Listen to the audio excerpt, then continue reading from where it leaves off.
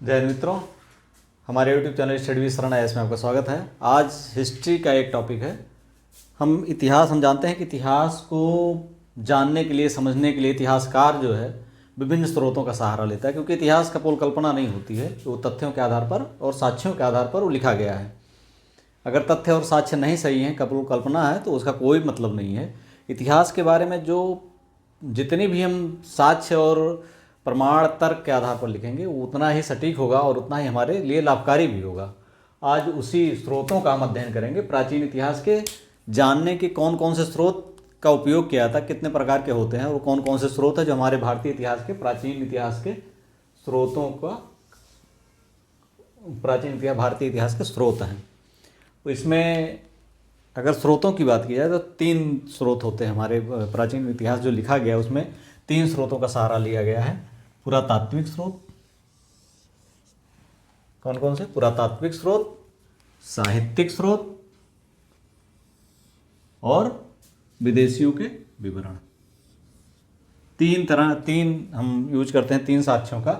इसमें अगर इतिहास को उनके समझने के योग्य, या कह सकते हैं कि किस तरह हम उनके इतिहास को समझते हैं, उसके आधार पर देखा जाए तो 3 भागों में बांटा गया है। कौन कौन से?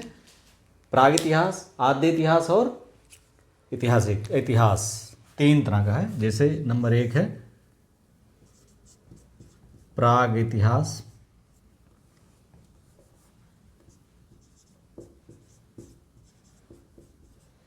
दूसरा है आद्य इतिहास, आद्य इतिहास, और तीसरा है इतिहास।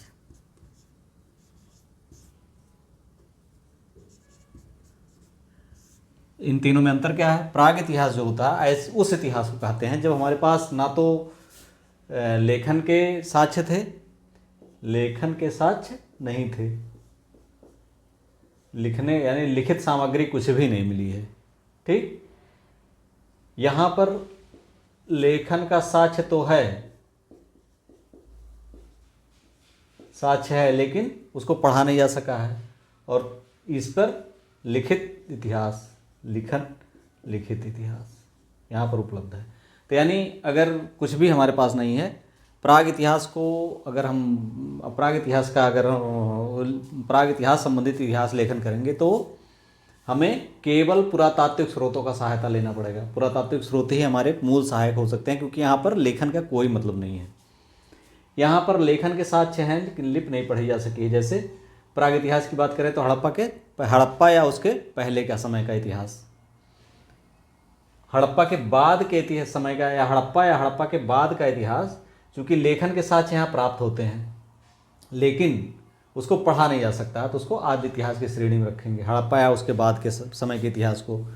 और यानी हम नवपाषाण तक के इतिहास को किस में रखेंगे? नवपाषाण प्राग इतिहास में। उसके बाद के इतिहास को हड़प्पा या हड़प्पा के बाद वैदिक, हड़प्पा, वैदिक, मौर्य और सो ऑन। इस तरह से इस इतिहास को, जहाँ लेखन के साक्ष्य तो हैं लेकिन हड़प्पा और वैदिक को, जहाँ पर लेखन के साक्ष्य हैं लेकिन उसको पढ़ा नहीं जा सका है, तो ये आद्य इतिहास में आता है। वैदिक इसलिए कि वैदिक वांग्य में उपस्थित हैं लेकिन ये श्रुत परंपरा में थे, लेखन का विकास नहीं हुआ था क्योंकि लिखित सामग्री कुछ भी नहीं मिलती है।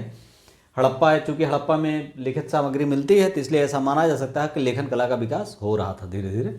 तो आद्य इतिहास में रखा जा सकता है और इतिहास को रखा जा सकता है। इतिहास में अगर हम बौद्ध काल को देखें, सबसे पुराने अभिलेख जो लिखित अभिलेख हैं वो अशोक के हैं, और अशोक का जो समय है लगभग 300 ईसा पूर्व में है। 300 ईसा पूर्व से में जो लिपि डेवलप हुई है, 4 लिपियाँ थी, जानते हैं, जो उनके अभिलेखों में, अशोक के अभिलेखों में प्रयुक्त हुई हैं। कौन कौन सी? ब्राह्मी और आर्माइक, प्राकृत और यूनानी, ये 4 लिपियाँ यूज हुई हैं। तो ये मान चलते हैं कि इनका विकास जो है 300-400 साल पहले से शुरू हुआ होगा। 300-400 साल पहले हुआ होगा, तभी तो इस रूप में आई हैं कि इनको लिखा जा सका है। तो 300-400 साल पहले की वजह से ये बुद्ध के काल को, बुद्ध की ऐतिहासिकता असंदिग्ध है, तो माना जा सकता है बुद्ध के काल से इतिहास को या ऐतिहासिक काल मान सकते हैं। ये तो हुआ हम किसको इतिहास माने, किसको आद्य इतिहास माने, किस काल को प्राग इतिहास, यानी प्राग इतिहास हड़प्पा के पहले का इतिहास। हड़प्पा के पहले का इतिहास क्या है, प्राग इतिहास है। हड़प्पा और वैदिक काल जो हुए वो क्या है, आद्य इतिहास है। और वैदिक काल के बाद चूँकि लिखित जो इतिहास मिलता है या लेखन का जो साक्ष्य मिलता है अशोक के अभिलेख है, तो अशोक के अभिलेख 300 ईसा पूर्व के हैं। उसके 300 साल पहले यानी 600 ईसा पूर्व जब बुद्ध का समय है, उस समय से इसका विकास हुआ होगा। तो निस्संदेह महावीर और बुद्ध की ऐतिहासिकता असंदिग्ध है। ये लोग ऐतिहासिक है ही हैं, तमाम सारे साक्ष्य हैं यहाँ से, साहित्यिक भी और पुरातात्विक भी, साहित्यिक भी, सब सारे साक्ष्य हैं। तो ये मान चले 600 ईसा पूर्व से बौद्ध काल से हम इतिहास काल मान सकते हैं। 3 काल हैं। अब आते हैं मुद्दे पर। मुद्दे पर मतलब ये है कि हम पुरातात्विक साक्ष्य, जो हम 3 स्रोत इतिहास को, प्राचीन इतिहास को किस तरह से निर्माण किया गया है, उनके जो 3 स्रोत हैं उन पर आते हैं। तो पुरातात्विक स्रोत है, साहित्यिक स्रोत है और विदेशियों के विवरण है। पुरातात्विक स्रोत के अंतर्गत सबसे पहले हमने देखा अभिलेख, फिर सिक्के, फिर स्मारक, फिर मूर्तियाँ, फिर चित्रकला। एक एक करके हम अध्ययन करेंगे इनमें पुरातात्विक स्रोतों में। तो अभिलेखों में सबसे पहले किसके लिखित अभिलेख मिले हैं, सब जानते हैं, कौन है, अशोक।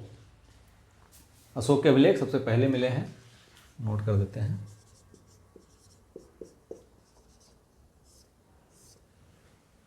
अशोक के अभिलेख अभी हमने बताया कि 4 भाषा में मिले हैं, ब्राह्मी, प्राकृत, ब्राह्मी लिपि में मिले हैं, और जो आरमाइक, यूनानी, प्राकृत और ब्राह्मी, ये सारी इसमें मिले हैं। इनमें जो अशोक के अभिलेखों की जो भाषा थी, इधर जो अगर आप बात करें वर्तमान भारतीय क्षेत्र की, तो इसमें प्राकृत भाषा थी और ब्राह्मी लिपि में लिखा गया था। बाकी यूनानी और आरमाइक लिपियों में लिखे गए थे, खरोष्टी में भी लिखा गया था। तो खरोष्टी, यूनानी, आरमाइक और प्राकृत, ये 4 भाषाओं में लिखा गया था। जो पश्चिमोत्तर था यानी अफगानिस्तान वाला क्षेत्र था, कंधार का सरेकुना अभिलेख, ये सब आरमाइक में, यूनानी में और खरोष्ठी में, चूँकि वो ईरान से आई हुई ऐसा लगता है, क्योंकि दाहिने से बाईं तरफ लिखी जाती थी। तो ये संपर्कों, एक तो इनके अभिलेख जो है स्तंभ पे खुदे हुए हैं, तो स्तंभ यानी इनके ईरान से संपर्कों को, वहाँ पर स्तंभों के बाद स्तंभ वाले भवन या इस तरह से जो ईरानी स्तंभ हैं, इनसे तुलना की गई है। तो ईरान से संपर्कों या प्रभाव, ईरानी प्रभाव के बारे में दिखाते हैं। दूसरा, इनके अभिलेखों से हमें शासक के बारे में जानकारी मिलती है। क्या क्या, जैसे इनका क्षेत्र विस्तार, अशोक के अभिलेख से क्षेत्र विस्तार कहाँ कहाँ, इसके आधार पर हम इतिहासकार जान पाए कि इनका क्षेत्र कहाँ कहाँ था। इनकी नीति क्या थी, इनका धर्म क्या था, ठीक। इसके अलावा इन्होंने कार्य कौन कौन से किए, जैसे धर्म प्रचार के लिए अपने पुत्र और पुत्री को इन्होंने श्रीलंका भेजा, अन्य धर्म प्रचारक भेजे बौद्ध धर्म के प्रचार के लिए, इनका बौद्ध धर्म था। इन्होंने अपने शासन को चलाने के लिए बल का सहारा लिया या धर्म का सहारा लिया या नीतियों का सहारा लिया। वैश्विक संबंध इनके कैसे थे,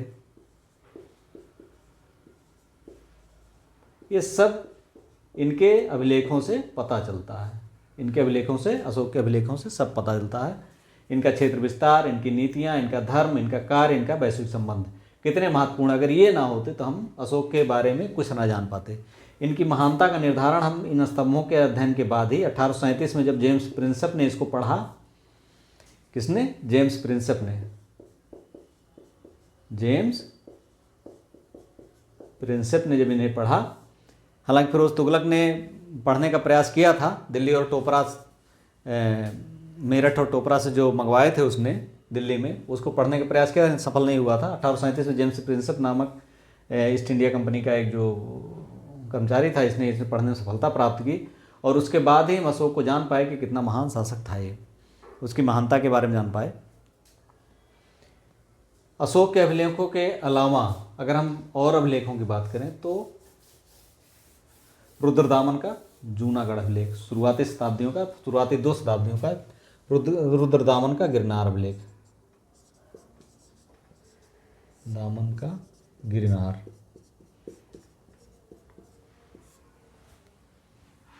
अभी हमने बताया कि यहाँ अशोक के अभिलेखों में संस्कृत का नाम मैंने नहीं लिया, प्राकृत लिया, खरोष्ठी लिया, आरमाइक और यूनानी, इन 4 का नाम लिया मैंने। लेकिन रुद्रदामन का गिरनार अभिलेख किसमें है? संस्कृत में।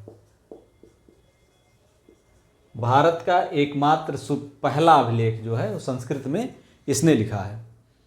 तो एक तो ये है कि संस्कृत का डेवलपमेंट शुरुआती शताब्दियों में शुरू हो गया था, रुद्रदामन का गिरनार अभिलेख ये बताता है। दूसरा, यहाँ पर जो सुदर्शन झील थी, जिसका निर्माण के बाद रुद्रदामन ने गिरनार अभिलेख लिखा था कि ये जो है इसका निर्माण किसने कराया था? चंद्रगुप्त मौर्य ने। किसने? चंद्रगुप्त मौर्य ने। ये टूट गई तो इसकी मरम्मत कराया अशोक ने, और फिर टूटी तो रुद्रदामन ने,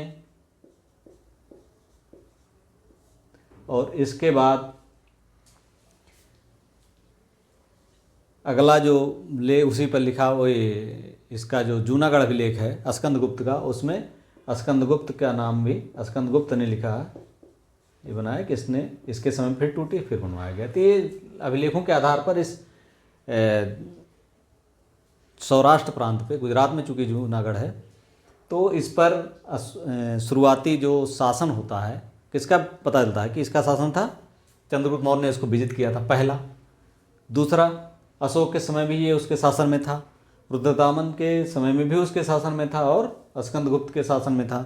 और वहाँ से उस शहर के लोग पानी पीते थे, वहाँ से ही सप्लाई होती थी पानी की, तो उस नहरें निकलवाई गई थी। तो जो शासक का लोक कल्याणकारी कार्यों में जो योगदान था वो दिखाई देता है यहाँ से।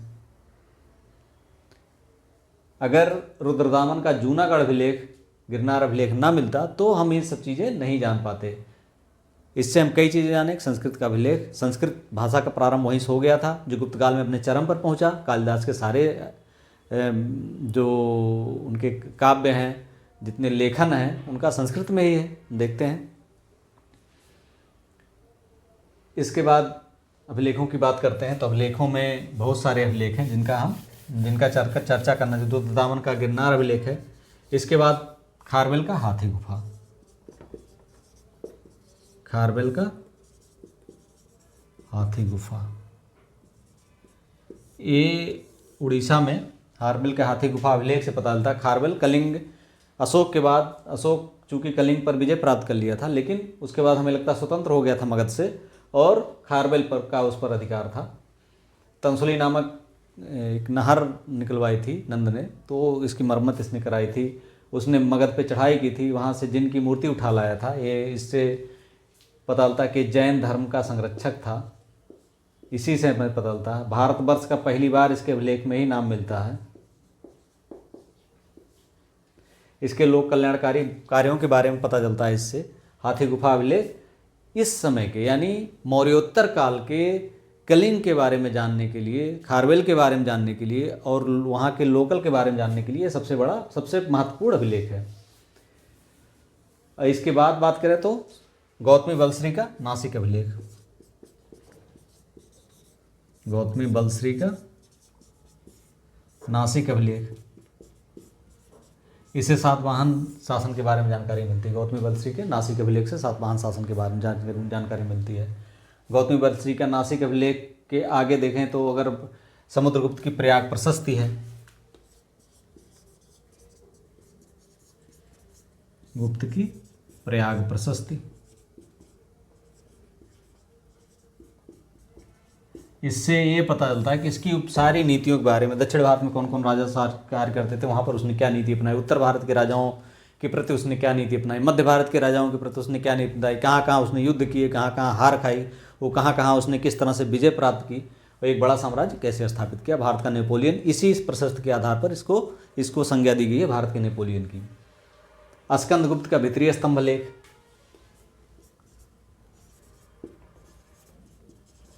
गुप्त का, भितरी और जूनागढ़। अब भितरी स्तंभ लेख भितरी स्कंदगुप्त का भितरी स्तंभ लेख हूणों के आक्रमण के बारे में बताता है, और ये बताता है कि आंतरिक स्थिति गुप्तों की धीरे धीरे कमजोर हो रही थी। हालांकि इसने विजय प्राप्त की थी स्कंदगुप्त ने हूणों पर, लेकिन हूणों का आक्रमण उसमें शुरू हो गया था तोरमाड़ के नेतृत्व में। बाद में मिहिरकुल आया, इससे स्कंदगुप्त ने युद्ध किया था। जूनागढ़ अभिलेख से पता चलता है कि इसने भी जो सुदर्शन झील है उसका मरम्मत कराई थी।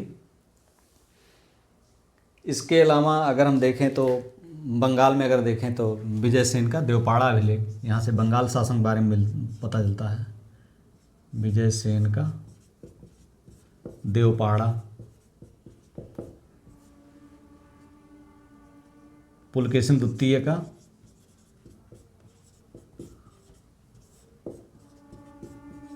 का एहोल अभिलेख है।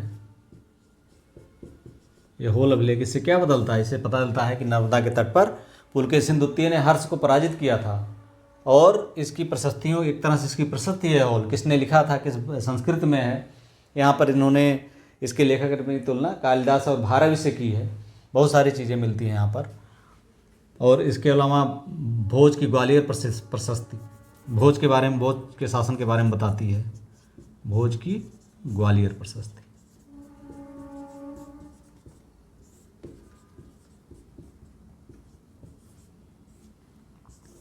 ये सब ऐसे हैं जिसके बारे में पूरी जानकारी अगर है, बिना इनकी जानकारी के, बिना इन शासकों के बारे में नहीं लिखा जा सकता था।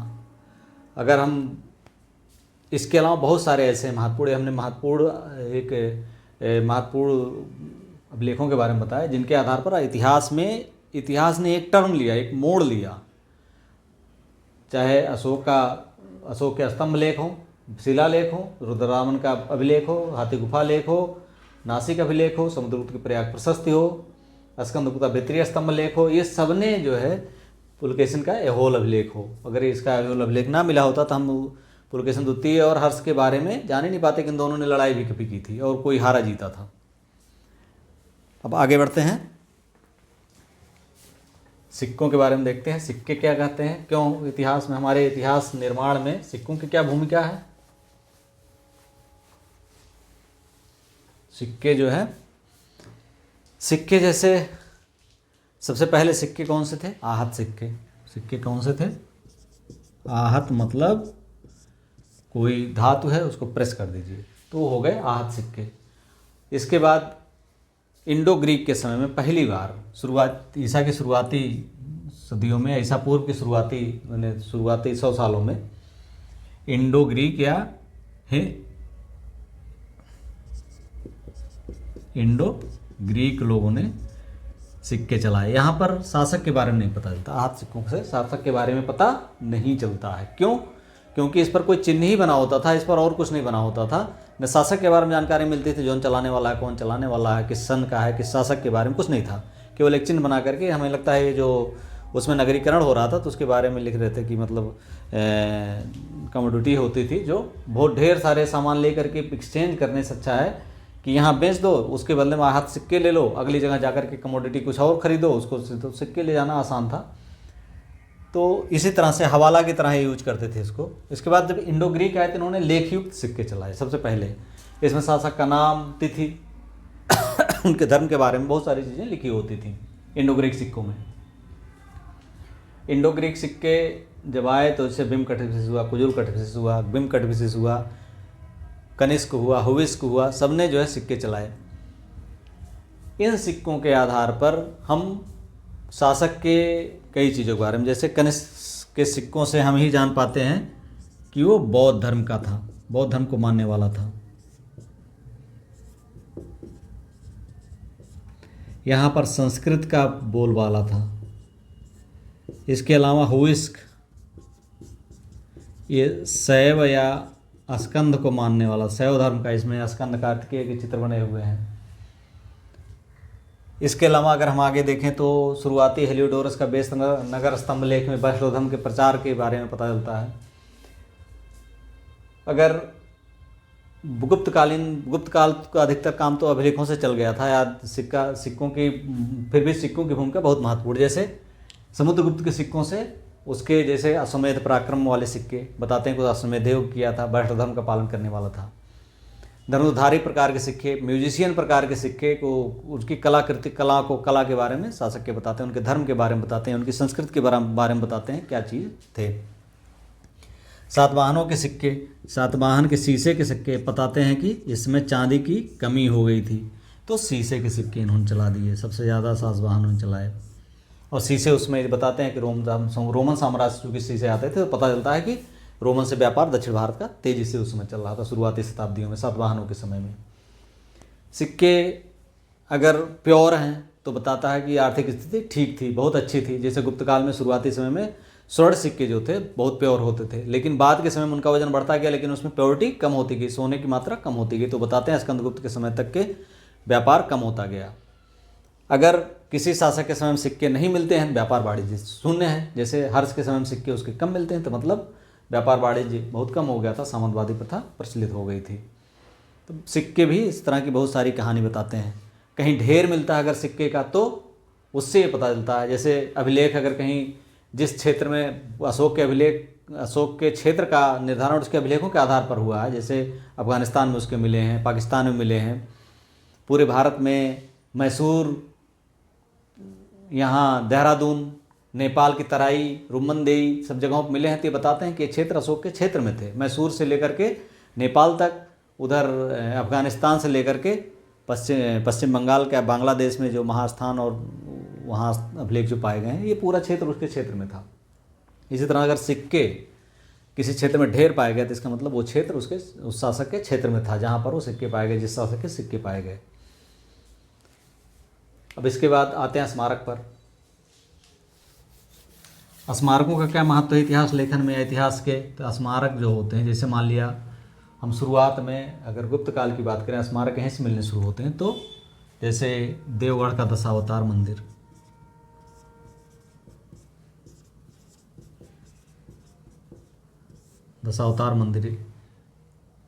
पार्वती का नसना कुठार का पार्वती मंदिर, सिरपुर का लक्ष्मण मंदिर, भितरगांव का मंदिर। तो इस तरह से तमाम सारे जो मंदिर मिले हैं वो बताते हैं कि नागर शैली के शुरुआती रूप यहाँ विकसित होना शुरू हो गए थे।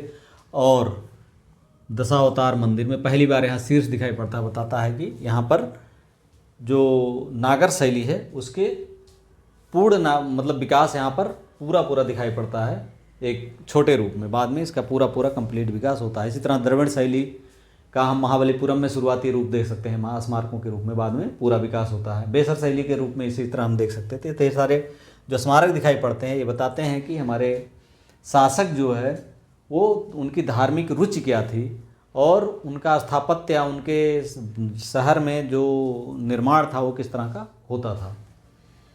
मूर्तियों की बात करें, मूर्तियाँ शुरू से ही जैसे शैक्षणिक मूर्तियाँ मौर्य काल में देवताओं की मूर्तियाँ बनाई बेची जाती थी, तो अर्थव्यवस्था के बारे में और किस चीज़ की मूर्तियाँ बनाई जाती हैं ये बताती हैं कि उनकी धार्मिक श्रद्धा रुचि क्या थी। चित्रकला जैसे अजंता एलोरा है, चित्रकला से हम पता चलता है कि शासक का रुचि जो है केवल शासन में ही नहीं थी, इन क्षेत्रों में भी रुचि थी। वाकाटकों ने पूरा संरक्षण दिया अजंता के चित्रों का। अजंता के चित्रों के निर्माण में वाकाटक राज्यों का गुप्त काल में अधिकतर चित्र जो है गुप्त काल और वाकाटक राज्यों के समय में बनाए गए। तो बताते हैं कि इन छात्रों के लालित्य कला में भी पर्याप्त रुचि थी। अब आते हैं धार्मिक जो साहित्यिक स्रोत हैं। साहित्यिक स्रोतों को भी दो भाग में बांट सकते हैं, एक तो धार्मिक साहित्य और दूसरा धर्मेतर साहित्य। एक तो धार्मिक साहित्य जो होता था उससे हम इतिहास के बारे में क्या पता करेंगे, और धर्मेतर साहित्य से। धार्मिक साहित्य जाहिर सी बात है, धर्म जैसे पता है धर्म के ऊपर लिखा गया है या धर्म से संबंधित है, और धर्मेतर साहित्य धर्म से अलग साहित्य है। अगर धार्मिक साहित्य को तीन भागों में पुनः बांट सकते हैं, ब्राह्मण साहित्य, बौद्ध साहित्य जो हमारे इतिहास के लिए इम्पोर्टेंट है, और जैन साहित्य। तीन साहित्य चूँकि शुरुआती समय में ही तीन धर्म थे, बौद्ध, जैन और ब्राह्मण। चूँकि इस्लाम धर्म का उदय बहुत बाद में हुआ है तो इन तीन धर्मों की ही बात यहाँ पर की गई है। क्रिश्चियन धर्म चूँकि भारत में नहीं था, ईसाई धर्म भारत में नहीं था, और गोंडो फर्निस के साथ पहला शासक गोंडो फर्निस शासन पहला ईसाई आया था भारत में, तो उसके बारे में कोई साहित्य उस तरह नहीं लिखा गया था। तो ब्राह्मण साहित्य अगर देखें तो ब्राह्मण साहित्य का क्या योगदान है, हम अभी हमने चर्चा किया था आदि इतिहास के बारे में। कौन सा? आदि इतिहास। आदि इतिहास तो है, लेखन कला नहीं है, लेकिन उस श्रुत परंपरा में वेदों का 4 वेद, कौन कौन से? ऋग्वेद, यजुर्वेद, अथर्ववेद और सामवेद, इनसे हम वैदिक काल की परंपराओं के बारे में जानते हैं। इसके बाद ब्राह्मण ग्रंथ उनके लिखे गए।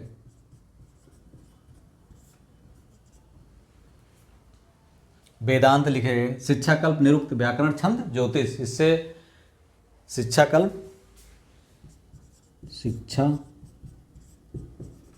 कल्प, निरुक्त, व्याकरण, छंद, ज्योतिष, ये 4 वेद जो हैं, ऋग्वेद, यजुर्वेद और सामवेद, इनसे हम जानकारी मिलती है उस समय वैदिक युग की। चूँकि ऋग्वेद के ही अधिकतर मंत्र यजुर्वेद और सामवेद में है, इसलिए ऋग्वेद का और अथर्ववेद जो चौथा वेद है उससे हमें पूरी जानकारी मिलती है, किस तरह से परंपराएं थी, कैसे लोग एक करते थे, किन देवताओं की पूजा करते थे, सारी बातें चलती। उसके बाद ब्राह्मण ग्रंथ लिखे गए उनको समझने के लिए, जैसे शिक्षाकल्प, व्याकरण, निरुक्त, छंद, ज्योतिष, इनसे हम एक विकास का रूप देखते हैं कि किस तरह साहित्य का विकास हो रहा था, व्युत्पत्ति शास्त्र किस तरह हुआ था, व्याकरण का किस तरह से विकास हो रहा था।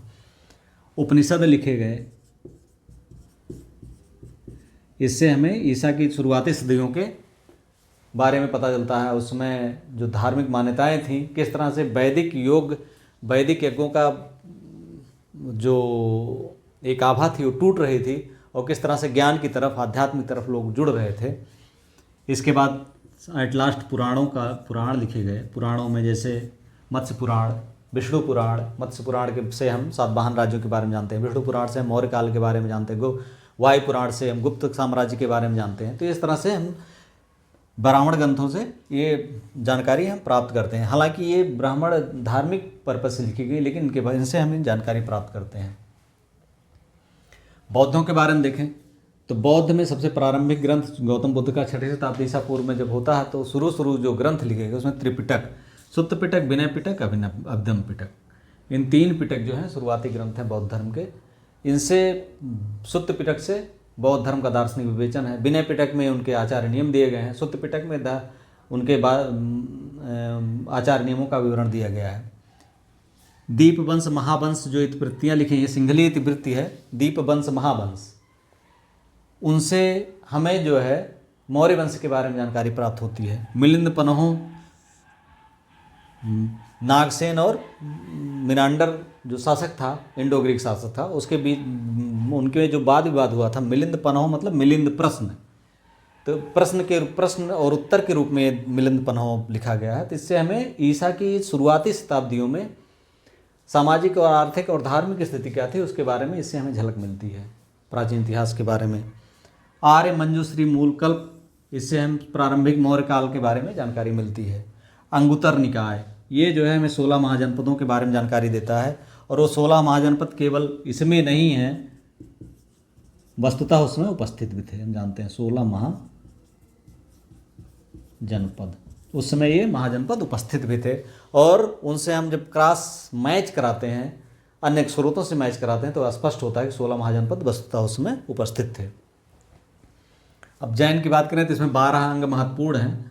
12 अंग में आचारांग सूत्र, इसमें आचार नियमों का भिक्षुओं के बारे में दिया गया। भगवती सूत्र में 16 महाजनपद इसमें भी दिए गए हैं, पता चलता है इससे, और इनके महावीर स्वामी के जीवन के बारे में पता चलता है। न्याय धम्म कहा, इसमें उन्होंने धर्म के बारे में क्या कहा उसके बारे में दिया गया है। उवास गदसाओ, इसमें जो है उपासकों के नियम आदि दिए गए हैं। तो इसमें पता चलता है कि जैन धर्म किस तरह से अपने किस स्तर पर जो है उसमें प्रचलित हो रहा था। भगवती सूत्र में चूँकि 16 महाजनपद थे, और अंगुत्तर निकाय में, और चूँकि 16 महाजनपद अन्य ग्रंथों में मिलते थे, इससे स्पष्ट है कि 16 महाजनपद कौन कौन से थे, उनकी राजधानियाँ क्या थी, उनके शासक कौन थे, इसके बारे में यहाँ जानकारी मिलती है। धर्मेतर साहित्य की बात करें तो अष्टाध्यायी अगर पहले नंबर पर आती है शुरुआत। ईसा की 3री-4थी शताब्दी पहले में पाणिनि ने लिखी थी इसको। ये धर्मेतर सब वाणिनि इस समय जो मौर्य काल या थोड़ा सा पहले के समय में राजनीतिक स्थिति क्या थी या राजनीतिक क्या सामाजिक आर्थिक एक हल्की झलक यहाँ से प्राप्त होती। चूँकि व्याकरण ग्रंथ है ये, इसलिए यहाँ पर राजनीति के तौर पर नहीं देखा जा सकता, लेकिन इसकी हल्की झलक उस समय की स्थिति के बारे में पता चलती है। और मुद्रा राक्षस, कथा सरित सागर और बृहद कथा मंजरी, विशाख दत्त की मुद्रा राक्षस, सोमदेव का कथित कथा सरित सागर और क्षेमेंद्र की बृहद कथा मंजरी से हमें मौर्य काल के बारे में जानकारी मिलती है और हम अन्य स्रोतों से इसको मिला के देख सकते हैं। कौटिल्य का अर्थशास्त्र, कौटिल्य के अर्थशास्त्र से हम राजनीति के मौर्यकालीन राजनीति के बारे में पूरी जानकारी यहाँ से मिलती है। कामंदक के नीति सार, इससे हमें जो गुप्तकालीन स्रोतों के गुप्त काल के बारे में जानकारी मिलती है। नीति वाक्यमृतम, ये सोमदेव सूरी का है नीति वाक्यमृतम, ये इसी अर्थशास्त्र मॉडल की रचना है, लेकिन ये और बाद की रचना है और इसका जो काव्य है वो बहुत ही सरस है, पढ़ने में आनंद आता है। और ये भी गुप्तोत्तर काल में या गुप्त काल के अर्थशास्त्र के बारे में जानकारी देता है। इसके बाद अगर विदेशियों के विवरण देखा जाए तो शुरुआत में अगर हम देखें तो मेगास्थनीज की इंडिका चूँकि उपलब्ध नहीं है, लेकिन इसके विवरण जो है विभिन्न ग्रंथों में मिलते हैं और वो मौर्य काल के बारे में जानकारी देते हैं। उसमें ये बहुत क्वेश्चन बहुत बार आया है कि उसने 7 जातियाँ थीं भारत में, तो उन 7 जातियाँ बार पूछे जाते हैं, लेकिन चूँकि वो भारतीय समाज को दूर से देखा था, इसलिए जो है उसने एक जो कार्य करते हुए देखा उस तरह का जो एक अपने हाइपोथेटिकल लेवल पर जो उसने एक विवरण बनाया, मतलब अपने मानसिक स्तर पर जो उसने विवरण बनाया उसको उसने बताया है, ना कि जो आंतरिक विभाजन था भारत का उसको बताया है। इसके अलावा जो विवरण है विदेशियों के आंसेक्रिटस, अरिस्टोबुलस, ये सब जो उसके साथ आए थे सिकंदर को, उनके थोड़े बहुत विवरण हैं। मेगास्थनीज की इंडिका हो गई। इसके बाद फाहियान आया था भारत, इसने बौद्ध दृष्टिकोण से भारत का विवरण लिखा। चूँकि ये पूरा बौद्ध धर्म दृष्टिकोण से समर्पित था, तो इसलिए जो है किसी शासक का नाम इसने नहीं दिया है। फाहियान के बाद आया है, फाहियान के बाद ह्वेनसांग की बात कर सकते हैं। इत्सिंग,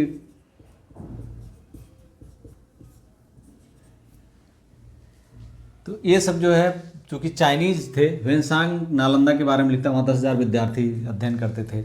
उसने हर्ष शासन के बारे में लिखा है, चोर डकैतों के बारे में लिखा है, प्रयाग में जो महाकुंभ होता था, प्रयाग में जो समागम होता था धर्म का, उसके बारे में लिखा है। उसको 2 बार लूटा गया। उसने अपनी यात्रा का बारे में, सियूकी के बारे में उसके बाद में यात्रा प्रकाशित हुई, उससे हमें उस समय के बौद्ध धर्म के बारे में पता चलता है। इत्सिंग ने 7वीं शताब्दी का इतिहास को लिखा है। दक्षिण भारत की बात करें तो उसमें डोमिंगो पायस आया। शुरुआती बात करें तो अलमसूदी या अलबरूनी, शुरुआती पूर्व मध्यकाल में अलबरूनी की बात कर सकते हैं, जिसने तहकीक हिंद या किताबुल हिंद लिखी। उसने भारतीय समाज का विवरण लिखा, चूँकि कई भाषाओं में आता था, संस्कृत, अरबी और कई भाषाओं में आता था, इसलिए जो है उसने बहुत करीब से तो नहीं, लेकिन उसने उस समय के विवरण, पूर्व मध्यकाल में भारतीय समाज का विवरण जानने के लिए अलबरूनी का बहुत महत्वपूर्ण है। इस तरह से इतिहास के निर्माण में इन स्रोतों की बहुत ही महत्वपूर्ण भूमिका है और इन स्रोतों के बिना इतिहास निर्माण, प्राचीन भारतीय इतिहास का निर्माण संभव नहीं है। और हम देखें कितना टर्निंग पॉइंट है अगर इन स्रोतों का मिलना। अगर ये स्रोत ना होते तो हम भारतीय इतिहास को उस रूप में नहीं निर्धारित कर पाते जिस रूप में आज हम उसका अध्ययन करते हैं, और इसीलिए यहाँ से क्वेश्चन बार बार पूछे जाते हैं। Thank you for watching. अगर आपको वीडियो अच्छा लगा like, subscribe and share. Thank you for watching.